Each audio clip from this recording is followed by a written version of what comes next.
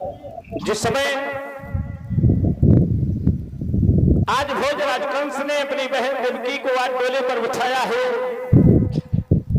आगे बढ़कर के आज मैया देवकी को नारी धर्म का उपदेश दिया गया है। देवकी आज से तो ससुराल में जा रही है और ससुराल में जाकर के कोई ऐसा कार्य न करना जिससे हमारे कुल का दाग लग जाए।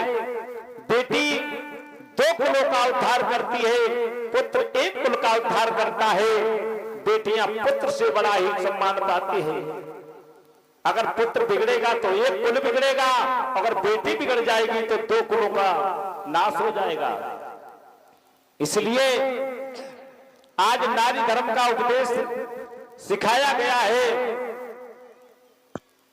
जिस समय नारी धर्म का उपदेश दिया गया, बेटी संसार में पति से बढ़कर तुम्हारा कोई नहीं है। आज वर्तमान समय में पति देवता रोड पे पड़े, चूल्हा रखे, अब खाना बना रहे और श्रीमती वृंदावन मथुरा में हरे रामा कर रहे हैं। कल्याण नहीं होगा।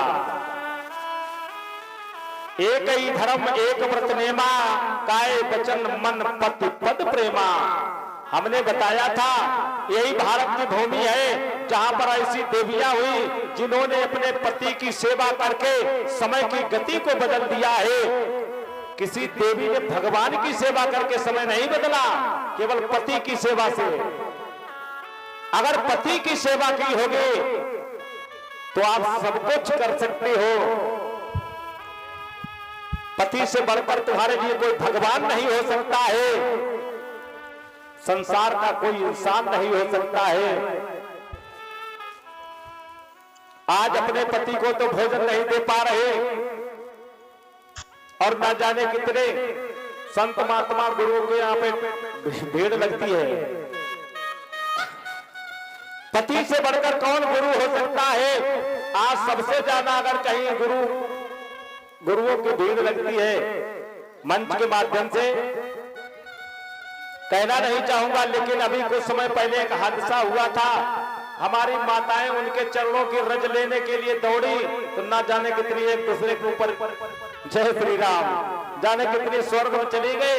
और जब मीडिया वालों ने उनसे पूछा कि तुम्हारे घर की बिटिया दब के मर गई, तुम्हारे घर का बेटा मर गया, तो पूछते नहीं, वो तो उनका उद्धार हो गया, हमारे गुरु जी ने उन्हें अपने चरणों में स्थान दे दिया। बताओ कैसा हिंदुस्तान भेड़िया दशा है। पति की सेवा करो, तुम्हारा कल्याण हो जाएगा। एक ही धर्म एक व्रत नेमा, काय वचन मन पद पद प्रेमा। संसार बिगड़ रहा है लेकिन संसार को ना देखो। लोग एक दूसरे को देख देख के बिगड़ रहे।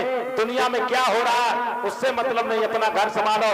वर्तमान युग में अपना परिवार बचाना मुश्किल है, अपने घर के संस्कार बचाना मुश्किल है। इसलिए बड़े सावधानी से जीवन यापन करो। पानी में नाव चले तो चले, पर नाव में पानी ना भरने दो।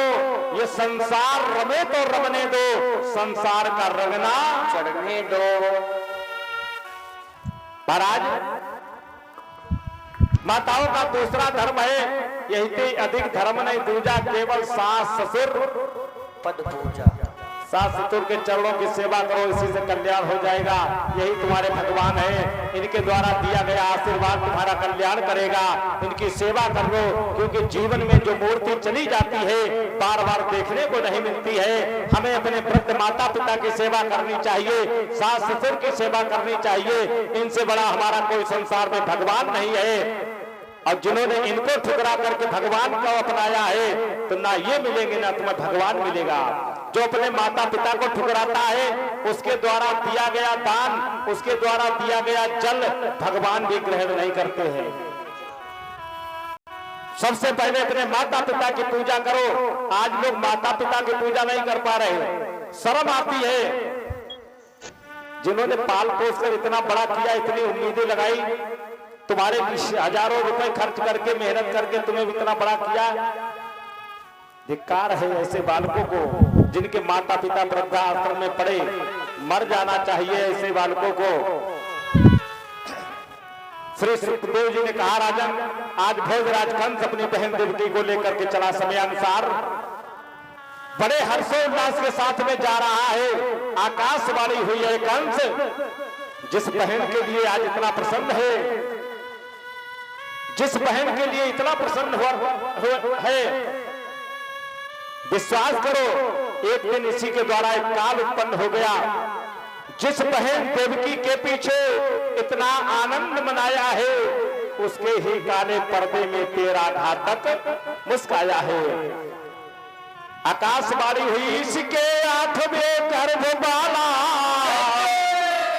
देवों का मान बढ़ाएगा और तुझको तेरे मित्रों समेत यमपुर की हवा खिलाएगा।